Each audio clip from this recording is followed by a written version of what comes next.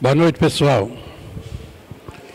Vamos começar o momento de perguntas e respostas, lembrando sempre que quem quiser fazer perguntas é só chamar o nosso pessoal que está do lado, escreva a pergunta e ela vai chegar até nós e aí a gente, se der conta de responder, né, Deon? Porque a gente responde. Caso contrário, a gente leva para casa e estuda mais um bocadinho e depois volta para dar a resposta. Tá ok? Então fiquem à vontade. Algumas perguntas já foram feitas, estavam aqui para responder de outras reuniões. Então nós vamos começar. O que o Espiritismo explica sobre os sofrimentos? Olha, se você pegar, por exemplo, Código Penal da Vida Futura, no livro Céu e o Inferno, você vai ver que ali tem um tratado sobre o sofrimento. E, basicamente, os nossos sofrimentos são porque a gente não conhece as leis divinas. E, por não conhecer as leis divinas, a gente age ferindo as leis divinas. E, logo, a gente sofre as consequências, e são consequências negativas em graus variados. Se a gente quer parar de sofrer, se a gente quer entender profundamente o que é o viver, o que significa estar aqui, nesse plano, exercitando o nosso livre-arbítrio, a gente precisa de entender que a gente precisa de estudar as leis divinas, estudar o que é o mundo espiritual, como que funcionam as leis do mundo espiritual, enquanto a gente está encarnado. É aqui que a gente exercita todas as leis da espiritualidade. Aí, obviamente, a gente vai parar de sofrer, ou pelo menos atenuar os nossos sofrimentos até o máximo possível. Eu, geralmente, gosto de sempre falar o seguinte: existe dor e sofrimento. A dor é sempre um mecanismo de proteção do ser humano. A biologia diz isso. A dor é para nos proteger. Toda dor, quando nos atinge, ela tem um recado. Ou você está sentado de forma errada, então a coluna dói. Você está fazendo isso de forma equivocada. A dor aparece para te atentar, para te chamar a atenção sobre uma determinada coisa. Eu, por exemplo, se bater a mão aqui, né, discutindo com o Deon, se eu bater a mão aqui sem querer, a dor da minha mão é uma dor biológica, uma dor física. Beleza. Essa dor é exatamente para me proteger. Eu vou prestar atenção agora onde eu coloco a mão para não bater novamente, para não me machucar. Agora, sofrimento, de acordo com o processo que a gente aprende, toda vez que a gente coloca na nossa dor, algumas componentes como culpa, medo, mágoa, revolta e outras. Mas basicamente é isso. Deixa eu explicar. Na discussão com o Deon, eu perco o controle e dou um soco na mesa, é a mesma dor física de eu bater a mão na mesa involuntariamente. Mas só que depois da discussão vou para casa, o Deon vai para casa e eu fico pensando no caminho. Eu não devia ter me descontrolado. Isso gera em mim culpa. A dor física já acabou, mas a dor moral vira sofrimento. É aí que está, todos os nossos sofrimentos estão aí. Você pode observar que atrás de todo o sofrimento tem essas componentes: medo, mágoa, revolta ou culpa. Trabalha isso e os seus sofrimentos vão diminuindo. Como? Aprendendo sobre as leis divinas, aprendendo. Quanto mais a gente aprende, mais a gente deixa de sofrer.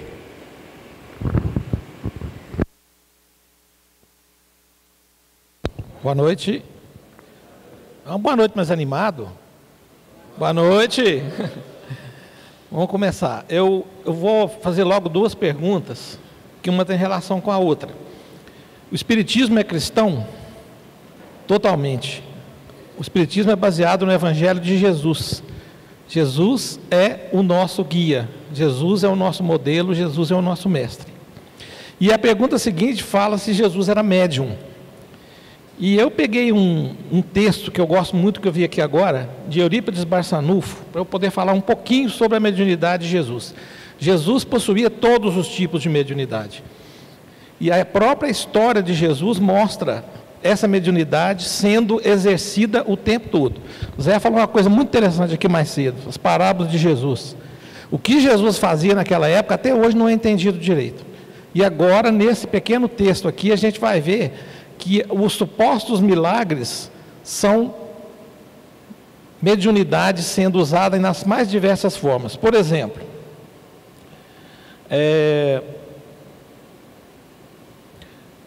clareaudiência e clarividência. Você enxerga e você ouve. Onde Jesus usou essa faculdade mediúnica? Entre Maria e Isabel, José, Zaquias, Ana e Simeão, no estabelecimento da Boa Nova. Ali, Jesus exerceu a clareaudiência e a clarividência. Fenômenos de efeitos físicos, aonde Jesus, com a sua mediunidade, ele exerceu. Na inspiração dos doutores do templo, exaltando-a nos fenômenos de efeitos físicos, ao transformar a água em vinho. Aí vale ressaltar que no Espiritismo não tem milagre, gente. Tudo tem uma explicação. Então, quando você vê essa questão da água em vinho, foi uma mediunidade de efeitos físicos, um fenômeno de efeitos físicos. Passes de socorro aos cegos, paralíticos, desalentados e aflitos, reconstituindo-lhes a saúde. Foi reconstituída através de passe magnético, através da transfusão de energia. Aí a gente imagina como seria, como era, ou como é a energia de um ser desse. Um ser que para voltar à Terra teve que passar mais de 1000 anos adensando o próprio corpo, para poder conseguir reencarnar aqui. E ilustrando na levitação, quando a caminhada é sobre as águas, dignificando-as nas tarefas de desobsessão. E olha para você ver o tanto de coisa que Jesus conseguia produzir dentro da mediunidade dele. Ao instruir e consolar os desencarnados sofredores ligados aos alienados mentais que lhes surgem à frente, glorificando na materialização, que é uma das formas de mediunidade mais impressionantes. Eu nunca vi, Zé, queria muito ver, mas nunca vi, não sei se você já viu. O espírito se materializa através do ectoplasma do médium. Eu fiz um estudo uma vez muito interessante, que um pesquisador ele conseguiu medir a pressão de um espírito materializado e conseguiu contar os batimentos cardíacos. Se vocês forem para casa e procurar materialização, vocês vão achar as fotos. É como se fosse a gente aqui mesmo. É como se fosse o nosso próprio corpo, só que é o espírito que se materializa através do ectoplasma, que é essa energia que sai geralmente pelo nariz e pela boca e que se forma e que forma uma forma de um espírito desencarnado. Então foi materialização. E tem outra,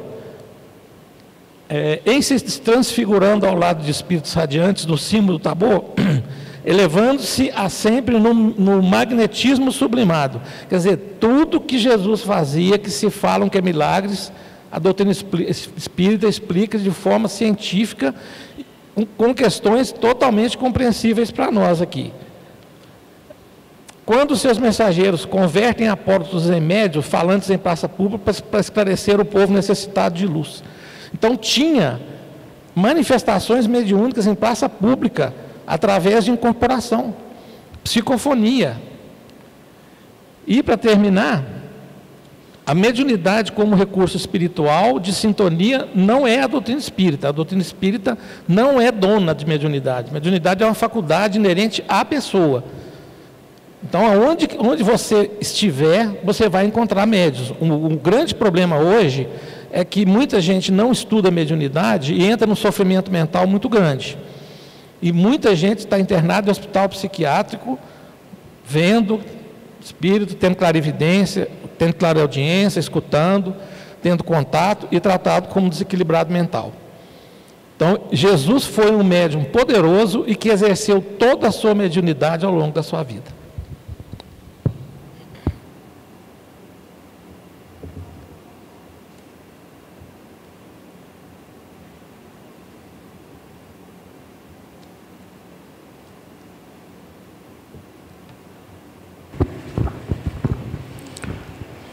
Vamos lá. Tem uma perguntinha, eu acho que é da agora, né? Que chegou agora. Chegou agora. Interessante. Eu adorei a pergunta, porque ela é incisiva. Boa noite. Boa noite. Para que e por que ser espírita? Todo mundo faz essa pergunta. Para que e por que ser espírita? Cada um tem que fazer a sua resposta individual. Eu, particularmente, eu entrei na doutrina espírita para provar que a doutrina espírita era conversa fiada. Cada um. Porque, na época, eu até contei isso aqui já algumas vezes, eu precisava tirar minha carteira em Belo Horizonte. Exames especiais. E aí eu pedi um colega meu para me levar. E no meio do caminho, ele era espírita. E eu era ateu juramentado, tentando escrever um livro provando que Deus não existia, entre aspas. Por quê? Porque, para mim, a relação com o mundo em termos de realidade era explicada pelas 4 forças da natureza, que é eletromagnética, nuclear forte, nuclear fraca e a gravitacional. Para mim, era isso que explicava, ou as leis da termodinâmica. Beleza. São argumentos que a gente que estuda, né, que é professor de química, fica mais ou menos ligado nessas coisas. Então, para mim, a transcendência não existia. Só que ele foi falando de ponta a ponta na estrada, e eu com medo de falar alguma coisa contrária, e ele apelar, me deixar na estrada, e eu não ia tirar minha carteira. Então, eu fui caladinho, escutando. Fiz o exame, voltei, tirei. Aí, na hora que eu tirei a carteira, consegui tirar a carteira, aí na hora que eu voltei, no meio do caminho para cá, ele continuou falando. Na hora que estava quase chegando em Divinópolis, eu virei e falei assim, agora eu já posso falar alguma coisa, né? Eu falei assim, me dá referências aí, que você falou daqui até lá, de lá até aqui, me dá referências aí, qual o livro que você estuda para você saber essas coisas? Aí ele me deu Livro dos Espíritos, Livro dos Médiuns, mas não sei o quê, deu a lista dos 5 livros básicos da doutrina espírita, e eu virei para ele e falei assim, tá, daqui mais ou menos uns 15 dias eu te procuro para te provar que isso não é conversa fiada. Para quê? Estou aqui até hoje. Você tem 40 anos? Isso foi em 80. Aliás, foi antes disso, porque essa conversa que eu tive com ele foi antes disso. Foi mais ou menos em 75, 76, quando eu tirei minha carteira. E depois eu fui trabalhar num local onde só tinha espírita. Eu falei, eu estou lascado, aonde eu vou, aonde eu me viro, eu tenho um monte de espírita ao meu lado, porque eu fui trabalhar na Siderúrgica São Marcos, o William Tonelli era um dos meus chefes, o balanceiro que pesava o ferro gusa era espírita, e aí eu falei assim, é o jeito que tem. E o Zé Ferreira, meu chefe de laboratório, era espírita, e ele fazia questão de esquecer livro espírita na minha mesa, aberto. Aí a pergunta é exatamente essa, para quê? Quando você descobrir o para quê que você vive, ou quando você quiser, quando acontecer de você perguntar assim, por que eu estou aqui? Para que serve isso aqui? Como eu preciso vivenciar isso aqui? A vida. O que é nascer? O que é morrer? Antes do nascimento tem alguma coisa? Depois do nascimento tem alguma coisa? Eu preciso me preparar para quê? Na hora que essas perguntas fizerem muito sentido para você, aí você vai procurar onde estão as respostas. E eu te digo, com tudo que eu estudei na minha vida, que eu fiz todos os cursos possíveis e imagináveis na área da busca dos significados da vida, dos sentidos da vida, encontrei a maior parte das respostas mais sensatas, mais acalentadoras do coração foi na doutrina espírita. Então, para mim, esse é o momento em que eu posso dizer para você por que eu estudo o Espiritismo e para que eu estudo o Espiritismo. Então, para mim está respondido. Cada um tem que encontrar o seu porquê e o para quê. E cada um, né, sabe onde o calo aperta. E aproveitando essa pergunta, também tem outra muito boa, uma querida amiga que está perguntando assim: depois de muitos anos estudando e frequentando o Espiritismo, ainda tenho muita dificuldade em lidar com a morte. E a perda de entes queridos, sou muito apegada. E quem não é, né? Isso é normal? Tem algum conselho? Gente, bem-vindo ao time. Eu costumo dizer o seguinte: o Espiritismo matou a morte. O Zé acabou de falar do porquê e do para quê. O Espiritismo, ele é consolador. Ele traz respostas para nós de todos os dramas que a gente vive. Nós não vamos deixar de sofrer. O Zé falou de sofrimento. A diferença é que a gente não desespera. Então, quanto mais a gente estudar, mais a gente enfronhar na doutrina espírita, mais fácil vai ficar. Eu vou contar uma coisa pessoal para vocês. Eu me dei uma missão nessa encarnação. Eu quero morrer em paz. Deve ser a primeira, se eu der conta, né, Zé? Por quê, gente? Porque é um estigma. Aqui na Casa Espírita é onde a gente conversa de morte abertamente. Porque, na verdade, é desencarnação. Nós vamos perder o corpo físico. O espírito é imortal.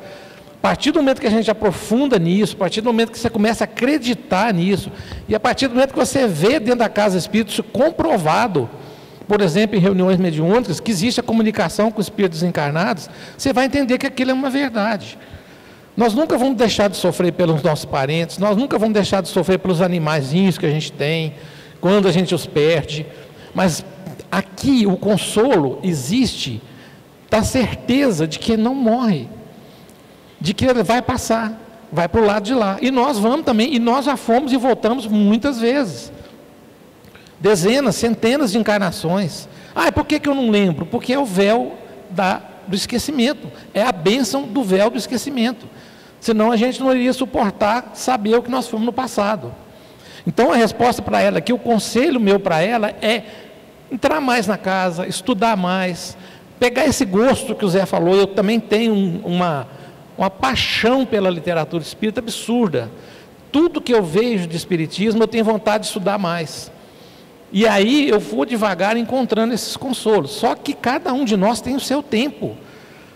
Cada um de nós tem o seu tempo. O que é difícil, o que eu acho complicado, é ver pessoas que não têm essa luz da doutrina espírita num sofrimento profundo, desesperador, sem consolo. Porque imaginem vocês, se a gente vivesse uma vida inteira achando que aqui começa e aqui termina. Que não teria, ele falou do antes do nascimento e do pós-morte. Depois que você entra no estudo espírita, você tem certeza. Eu estou falando aqui de realidade, de vida, não estou falando de nenhum tipo de fantasia, coisas que a gente leu, não, eu estou falando de realidade.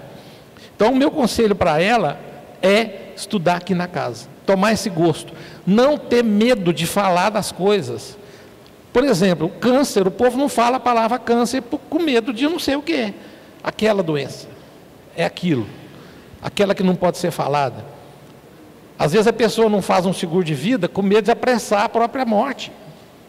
É emocional isso. Às vezes a gente não fala de morte porque nós achamos que vamos antecipar a nossa morte. Gente, a nossa morte está definida quando a gente nasceu. Fora casos fortuitos como homicídio e suicídio. Então, eu vou só dar mais um exemplo. Eu gosto muito de viajar. E eu não tenho medo nenhum de viajar de avião. Viajo o tempo todo. E tem gente que fica com medo e me pergunta, falei, gente, a minha hora de ir já está marcada. Se for para eu cair lá de cima, eu vou cair lá de cima. Se for para eu voltar em paz, eu vou voltar em paz. Então, assim, a gente tem que ter, no fundo do coração, o entendimento de que a vida não acaba aqui.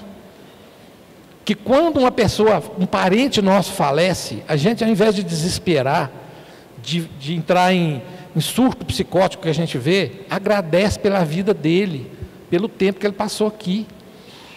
E o que ele precisa da gente é exatamente isso, coisa boa, oração, prece, pensamento positivo, energia positiva, sabendo que ele vai levar o caminho dele de luz para lá. Então é se aprofundar aqui na casa, procurar entender mais, procurar conversar mais, procurar perguntar mais, igual nós estamos fazendo aqui. Tem dúvida, pergunta, a gente vai tentar ajudar nessa evolução.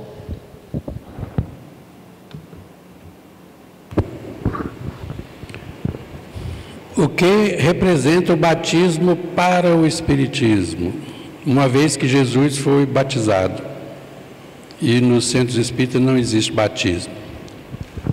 Boa pergunta. Vocês estão com tempo? Olha, a questão é, Jesus é um ser que a humildade, ele é a representação da humildade. Ele se batiza exatamente por humildade. A condição do batismo é exatamente, para a doutrina espírita, é a representação do processo reencarnatório. O ritual do batismo, ele representa a purificação. E ele é geralmente representado pelo processo do batismo, que, né, principalmente Jesus, né, na época ele estava dentro da água e aí ele foi batizado, como assim, para representar, aliás, inclusive, quem estava fazendo o batismo de Jesus falou que não era digno, né, de batizar, mas era necessário, né, ele diminuir para que Jesus crescesse. Aí, então, o que acontece? Para a doutrina espírita, batismo é o simbolismo da reencarnação. O que é batizar? Quando você está lá dentro d'água, é como se você estivesse assim, ó, no ventre materno, esperando para reencarnar. É como se você voltasse ao ventre materno e aí tirasse você. Por quê? O batismo era um ritual de purificação que surgiu nos baptas, é por isso que chama baptismo. Os baptas adoravam a deusa Cotito e o ritual de purificação deles era o banho, o ritual de mergulhar e depois levantar, simbolizando o quê? A vida que você está levando é uma vida impura, uma vida cheia de problemas, então vem aqui que nós vamos fazer o seu renascimento. O que é o renascimento? Nós vamos mudar a sua estrutura. Aí mergulha ele dentro d'água, simbolizando. É como se ele tivesse entrado no ventre materno para uma nova encarnação, e aí, na hora que tira ele de dentro do lago, ele está purificado e fala, agora vá e tenha uma nova vida, sem os erros anteriores. É a mesma coisa.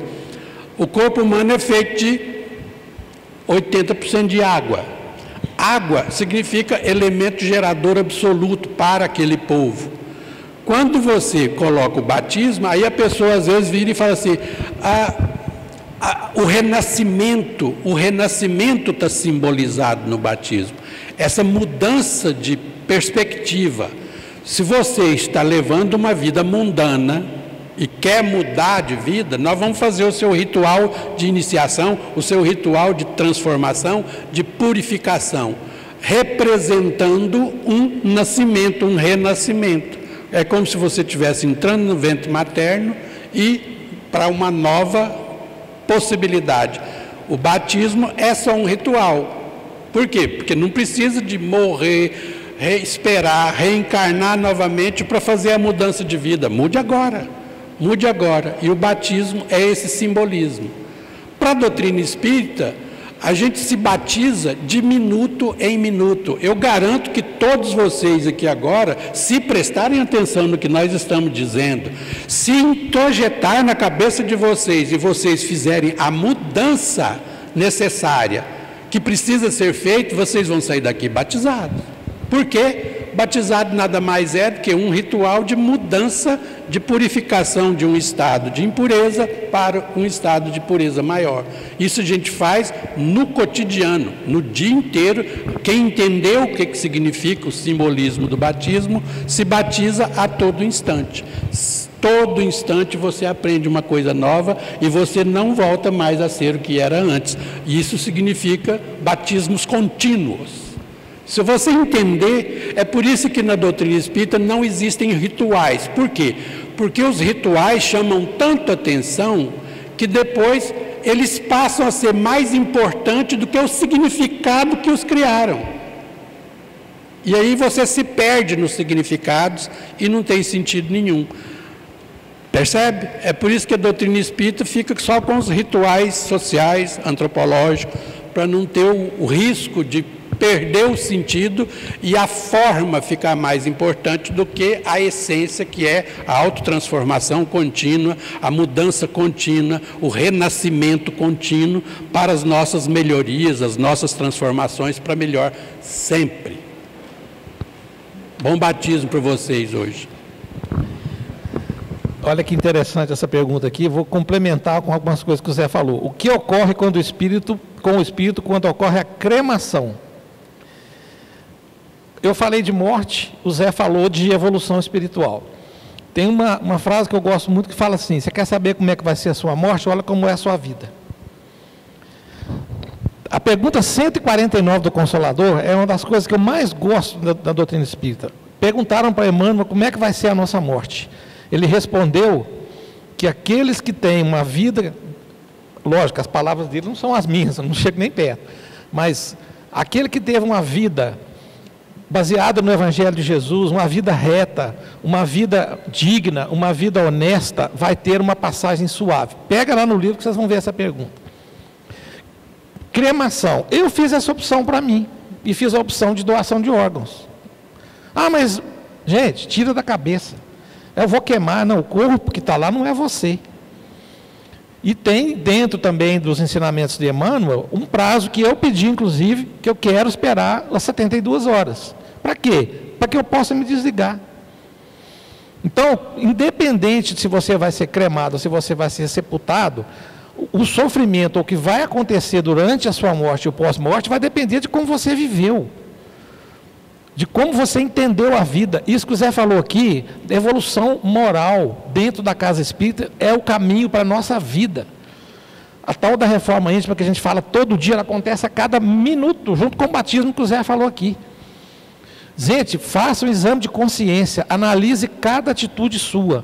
Se tem alguma coisa que você vê que não está condizente com o que a gente fala, como você precisa viver, mude. Transforma a sua vida. E vai caminhar para essa morte serena, e vai optar por uma cremação ou por um sepultamento de uma forma serena. Porque a gente não morre, morre o corpo. Então a gente tem muita coisa incrustada no pensamento, cristalizado, de uma vida inteira, e a gente não consegue mudar isso da noite para o dia. Mas a partir do momento que você consegue responder os porquês e os praquês, você está dentro da casa espírita, que você consegue entender o sentido da vida, da justiça divina, da reencarnação, da existência de Deus, do Evangelho do Cristo, a nossa vida, gente, muda, o coração muda. O consolo, ele vem como um bálsamo na nossa vida. Você começa a entender as coisas de uma outra forma. Você vê que tem muito desespero por falta de, às vezes, um pouquinho de fé. Eu costumo dizer que a pessoa, quando ela é muito religiosa e fanática, o que falta é fé. Pode ter certeza, porque a gente tem que ser espiritualizado. E se a gente acredita numa existência maior, a gente tem que fazer aquilo dentro de nós, no dia a dia. Em resumo, a cremação ou qualquer outro tipo de que se dê ao corpo vai ser feita após a sua passagem, que pode ser, tem muito a ver com como você viveu. Eu fui uma pessoa reta, eu fui uma pessoa digna, então você vai ter uma morte suave. Isso palavras de Emmanuel, não minhas.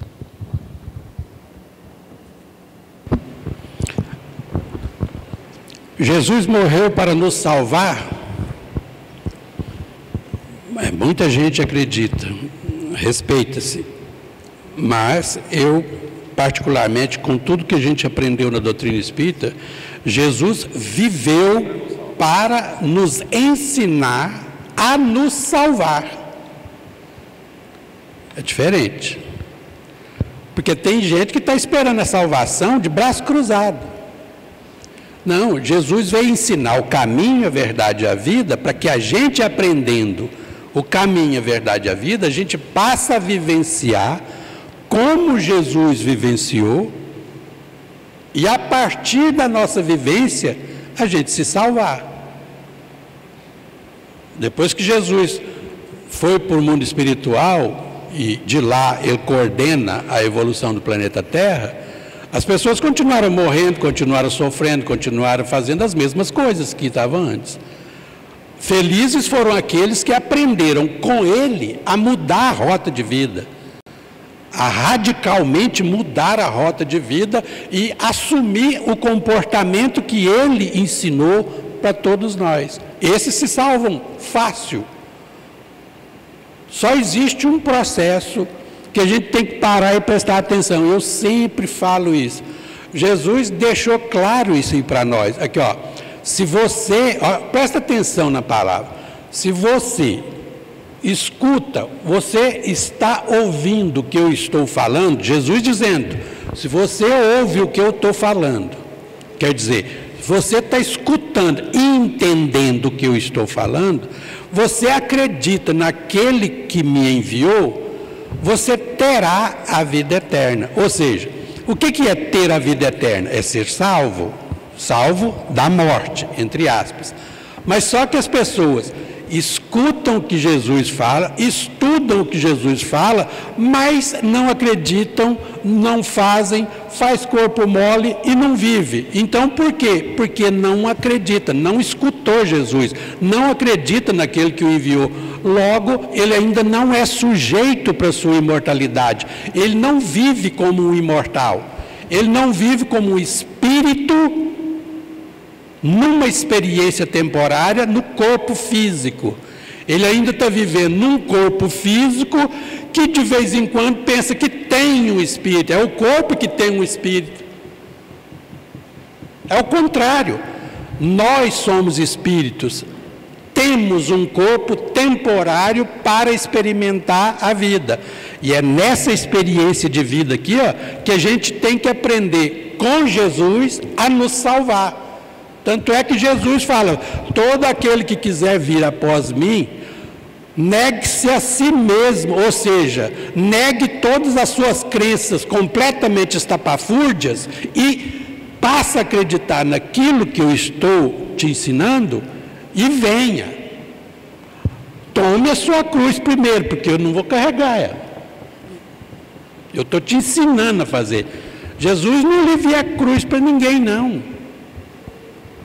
Você, se quiser vir após mim, negue-se a si mesmo, tome a sua cruz e vamos embora. As pessoas acham que, como um passo de mágica, Jesus vai tirar todas as nossas dores, todos os nossos sofrimentos. Isso só acontece se a gente introjetar os ensinos de Jesus, todo o conhecimento que Jesus trouxe para nós e passar a implementar isso na nossa vida cotidiana, fazer disso o nosso roteiro de vida. Aí você vai morrer feliz. Por quê? Porque na hora da sua morte, eu me lembro que em Divinópolis tinha um senhor que chamava-se Juvelino. Todo mundo conhece ele, porque ele era uma figura. Ele catava papéis na rua para vender o papel, para levar para as pessoas que necessitavam. Comprava alimentos e levava para as pessoas que já não davam conta mais. No dia da morte dele, o Maurício Paiva, nosso companheiro que já também passou para o mundo espiritual, ele falava assim, o São Juvelino no leito de morte chamou um por um das famílias, falou, boa noite, boa tarde, então vocês ficam com Deus, uma morte serena, uma morte tranquila, então vocês ficam com Deus e eu já vou em paz. E foi embora. Que maravilha. É uma pessoa que está salva. Por quê? Porque fez da prática cotidiana uma imitação mais perfeita, quanto ele deu conta de fazer, da vida que Jesus ensinou para nós. Agora a gente fica o dia inteiro, às vezes, estudando Jesus, mas não pratica nada. Simplesmente a gente acha que religião é vir no centro, tomar passe e vai embora para casa e continua passando os outros para trás, passando a vida completamente sem preocupar com nenhuma mudança interior. Não estamos salvos. A salvação passa pelo esforço que a doutrina espírita nos ensina categoricamente, que você seja hoje melhor do que ontem e que você seja amanhã melhor do que hoje. E isso significa entender o que Jesus ensinou para nós, entender o que a doutrina espírita coloca para nós de mão beijada, para a gente entender as manhas do que é ser um espírito imortal numa experiência temporária e corpórea. E aí então a gente vai entender o que é a autossalvação que Jesus ensinou para nós. Jesus era um mestre, ele ensinou. Se a gente aprendeu ou não, vai depender de nós.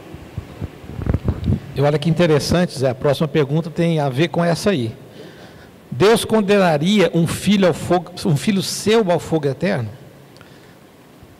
Olha para você ver como é que a doutrina espírita desconstrói aquelas coisas que estão na nossa cabeça desde quando a gente tinha 3 anos de idade. E aí eu anotei uma coisa aqui enquanto o Zé estava falando.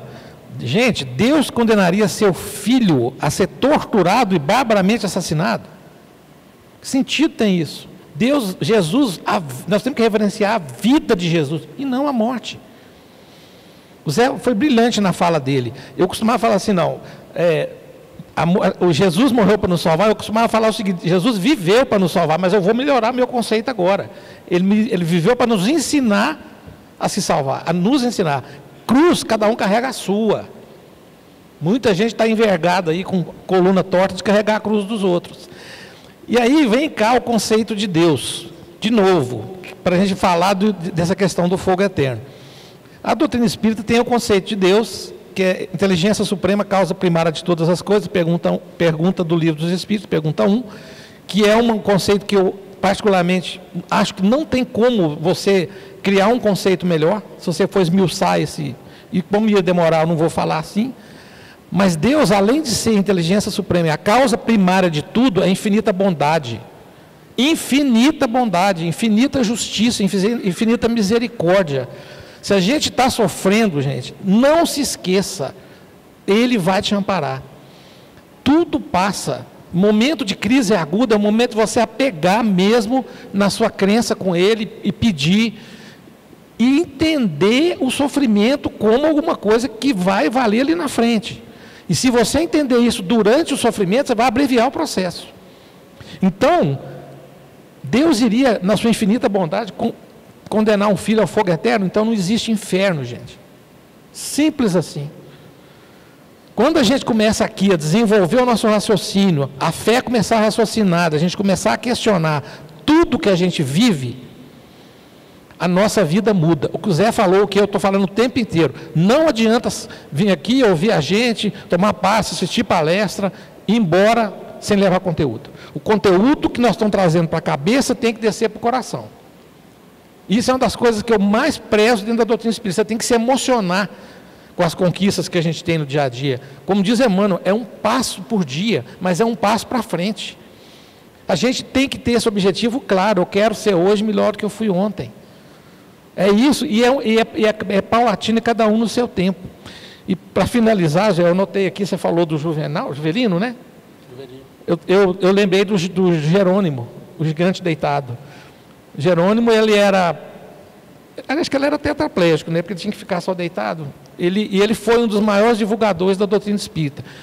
E ele foi uma pessoa tão sublime que a primeira comunicação pós-morte dele foi 2 horas depois da morte. Sabia disso, né? 2 horas depois da morte. Ele teve a passagem dele, serena, tranquila, pouco tempo depois ele se manifestou. Então vamos ter na nossa cabeça que Deus é infinita bondade, Deus não condena filho, Deus é misericordioso conosco. Muitas vezes a gente não tem condição de entender o que nós estamos vivendo, por essa infantilidade espiritual que a gente tem. Mas se a gente mudar um pouquinho a forma de analisar, e principalmente, por que esse sofrimento está acontecendo comigo? Eu pergunto, por que não? Quem disse que nós somos diferentes uns dos outros? Nós somos todos iguais, independente da raça, cor, credo, condição social, não importa. E ao mesmo tempo, nós somos um universo de Deus único.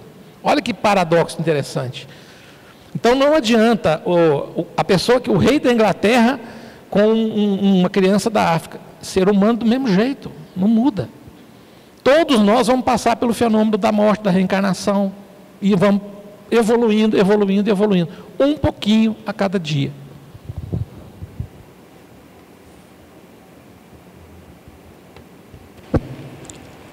A palavra reencarnação... Peraí, antes disso eu queria colocar uma coisa. Eu sempre gosto de um exemplo seguinte. Quando uma criança de 1 ano de idade, quando você vai visitar, ela está aprendendo a andar, mas aí você chega na casa da pessoa e vai visitar, e essa criança de 1 ano e meio, mais ou menos, chega perto de você e te dá um chute na canela. Dói a sua canela, porque chute de criança costuma doer. Esse pai dessa criança e essa mãe tem coragem de pegar essa criança que cometeu um erro grave, colocar ela dentro de um quarto e falar: você vai ficar de castigo o resto da vida aí. Vocês acham que um pai tem coragem? Alguém aqui é pai? Levanta a mãozinha. Vocês têm coragem de fazer um negócio desse? Não, né? Agora imagina nós que somos imortais, por causa de uma vida que dura 30, 40, 50, 100 anos. A gente cometeu todos os erros possíveis e imagináveis. Deus vai colocar a gente num arquivo pegando fogo para o resto da eternidade. Vocês que são pais são muito mais justos e mais bondosos, mais sábios do que esse Deus que deixa e tem coragem de deixar a pessoa num inferno eterno. Não tem sentido. Então, pela bondade, pela misericórdia, pela a capacidade de sabedoria de Deus, isso não entra na cabeça de ninguém que para pensar um pouquinho. É por isso que a doutrina espírita não tem dogma teológico, ela tem dogma de razão. E um desses dogmas de razão é a reencarnação. A pergunta é: a reencarnação está na Bíblia? Não. A palavra reencarnação surgiu com o Espiritismo. O que você pode achar na Bíblia é que alguém que havia vivido antes pode tornar a viver num outro corpo. Jesus, quando andava pelas bandas de Cesareia de Filipe, parou e perguntou aos discípulos: o que dizem os homens acerca do Filho do Homem? Ou seja, ele estava perguntando: o que é que o povo fala de mim, a meu respeito? Aí, uns dizem que o senhor é Jeremias, uns dizem que o senhor é Elias, outros dizem que o senhor o quê? Um monte de coisa. Ou seja, Jesus estava escutando dos discípulos que eles tinham uma crença que alguém que havia vivido antes podia viver novamente num outro corpo, porque Jesus estava ali. E eles estavam falando de outras pessoas. Mas só que eles não entendiam muito bem como é que funcionava isso. A gente só passou a entender, de fato, o que significa isso, porque em todas as épocas da humanidade sempre teve a doutrina das transmigrações das almas, que começou na China, transmigrações das almas, depois vai para o Egito, metempsicose, depois vai para a Grécia, metensarcose, monte de manifestação. Na Grécia também tem palingenesia, tudo quer dizer nascer de novo, voltar a viver num outro corpo. Isso na antiguidade, em todas as épocas da humanidade, naquele tempo lá atrás, até o ano 553 no mundo ocidental. O ano 553 foi quando a reencarnação foi tirada dos postulados católicos. Se você estudar Plotino, Orígenes, Santo Ambrósio, se não me engano, como é que é o nome eu acho que é Ambrósio mesmo. Eles todos falavam de reencarnação. Só passou a não ter mais reencarnação a partir do ano 553. Porque a esposa dele não queria reencarnar. Então, como ela não queria, tira isso daí, pronto, acabou. A reencarnação não está na Bíblia. Mas a gente pode tentar entender a partir da palavra ressurreição. O que é ressurreição? Ação de ressurgir. Como? Está vendo? Não fecha o assunto, não fica bem explícito o assunto. Aí quando a doutrina chega, fala: não, vamos colocar os pingos nos is. Então a palavra reencarnação foi criada para designar ideias. Reencarnação, ação de reentrar na carne. Aí ficou claro, aí fechou. Como diz os meninos de hoje, lacrou. Nessa hora foi uma lacrada geral, porque aí a gente entende que reencarnação é voltar à vida num outro corpo de carne. Aí ficou explícito. É assim que a gente entende a reencarnação. E agora mesmo eu vou falar sobre isso na palestra. Olha que interessante, as perguntas vão se sucedendo aqui, parece que foram... Nós falamos tanto de Deus, ela pergunta dele, o que são os espíritos ruins? Por que são? Olha que interessante isso aqui, gente. Vamos bater uma bolinha. Vamos bater uma bolinha dessas daqui, ó. Aqui, ó. Deus criou o mal. Aqui que eu anotei aqui. Deus criou o mal. É a mesma coisa. Vai lá.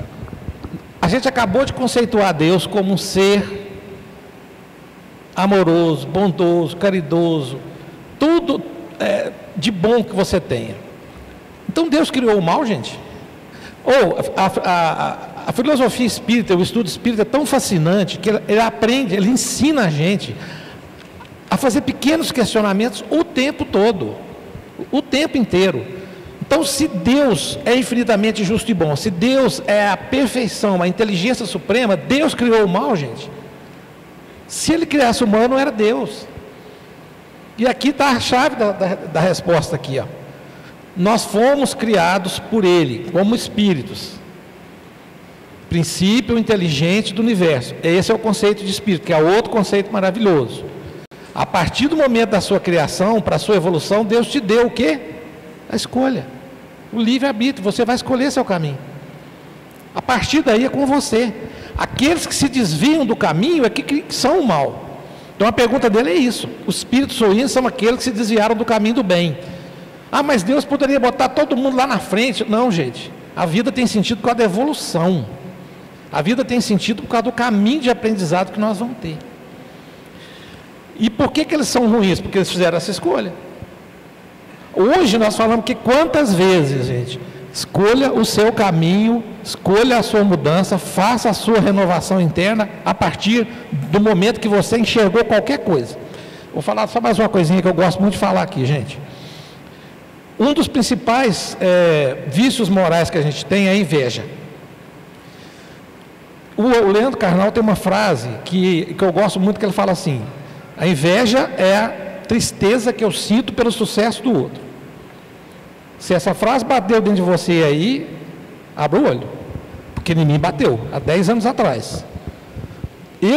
Naquele momento, eu não entendia o que eu vivia, eu não me conhecia, eu não tinha esse conhecimento próprio. Quando você cobiça alguma coisa, é diferente de você ter inveja. Por exemplo, eu cobiço muito o conhecimento que o Zé tem, todo conhecimento, mas eu não quero que ele deixe de ter aquele conhecimento. E quando a pessoa é invejosa, ela quer para si, não quer que o outro não tenha. E isso são coisas que nós vamos desenvolvendo a partir do momento que a gente é criado. Faça-se escolhas, você escolhe. Você quer ir para o caminho de cá ou você quer ir para o caminho de cá? Como Deus é infinitamente bom e não criou o mal são esses espíritos que se desviam do caminho do bem. Ou seja, a pergunta, Deus criou o mal? Não. O mal não existe em si. Só existe o bem. Então o que é o mal? O mal é quando nós não existencializamos o bem. Ao invés da gente produzir o bem, a gente ou se omite ou não produz, ou produz algo que é contrário ao bem, que não é o mal em si. É como se a gente entendesse o seguinte aqui, ó, não, assim como a escuridão não existe, porque o que é a escuridão? A ausência de luz. Assim como o frio não existe, o que existe é o calor. Então o que é o frio? A ausência de calor. Então só existe o bem. O mal é quando a gente não consegue colocar em prática o bem que está ali, que precisa ser colocado em evidência. Então, o bem, Deus só criou o bem, mas cabe a nós existencializá-lo. E a gente existencializa aprendendo com Jesus e fazendo o que Jesus fez e ensinou e vivenciou e praticou para nos ensinar. Aí a gente entende. E aí a frase que Jesus coloca como sendo um referencial de comportamento pela vida fora é: fazei aos outros tudo aquilo que você gostaria que o outro te fizesse. Não é não fazer ao outro aquilo que você não gostaria que o outro te fizesse. Isso não quer dizer nada. Não fazer o bem não é a mesma coisa que fazei o bem. Fazei o bem significa existencializar o bem na sua vida e na vida de todos que estiverem a seu redor. Beleza? Vamos para a próxima. Não? Ó, eu tenho uma... Oi? Já acabou? Ó, então eu achei que dá pra... Então, como encerrou o tempo, gente, muito obrigado, uma satisfação enorme estar aqui com vocês, amigo querido, e vamos sair com a cabecinha boa daqui e pensar em tudo que nós falamos.